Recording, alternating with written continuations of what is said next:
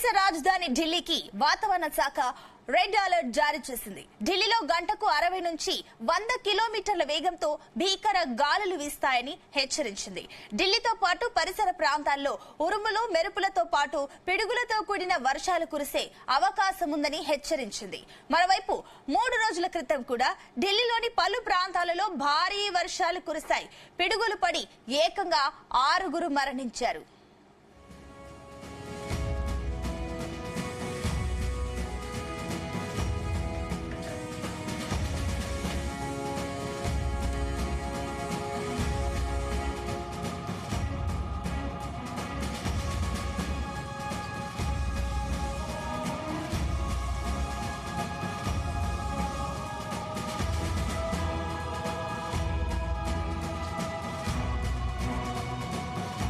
గజియాబాద్, ఢిల్లీ మరియు గ్రేటర్ నోయిడాలో 2 చొప్పున మొత్తం 6 పిడుగుపాటుకు కన్నుమూశారు.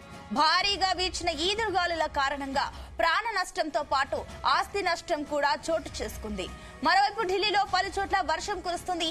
గత 20 ఏళ్లలో ఎప్పుడూ ఢిల్లీలో ఎండాకాలం ఇలాంటి వాతావరణం లేదని వాతావరణ కేంద్రం తెలిపింది.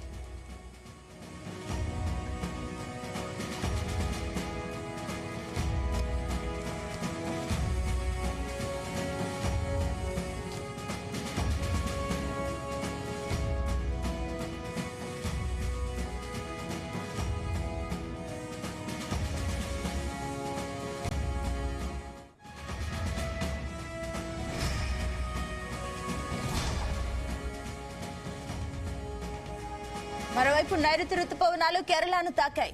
దీని ప్రభావంతో కేరళ, తమిళనాడులో భారీ వర్షాలు కురుస్తున్నాయి.